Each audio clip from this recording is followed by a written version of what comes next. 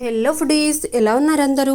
ఇవాళ కొత్తిమీర పుదీనా రైస్ చేస్తున్నానండి. ఇందుకు స్టవ్ మీద బాణలి పెట్టుకొని తగినంత ఆయిల్ వేసుకొని పోపు దినుసులు జీలకర్ర కొంచెం ఎక్కువ వేసి ఇప్పుడు ఆనియన్స్ వేసి కాస్త ఫ్రై అయ్యాక కరివేపాకు కూడా కొంచెం ఎక్కువగా వేసుకొని బాగా ఫ్రై చేసుకోవాలండి.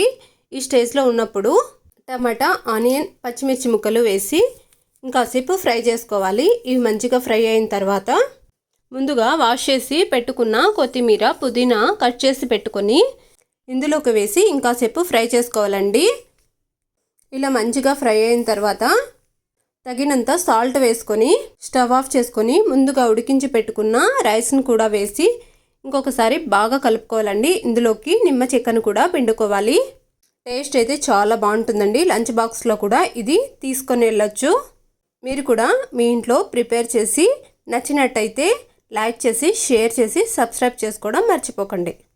అలాగే డీటెయిల్గా పూర్తి వీడియో కోసం కింద ఉన్న ప్లే బటన్ని క్లిక్ చేసి చూడండి. మరిన్ని ఇలాంటి వీడియోస్ కోసం నా ఛానల్ని ఫాలో చేయండి.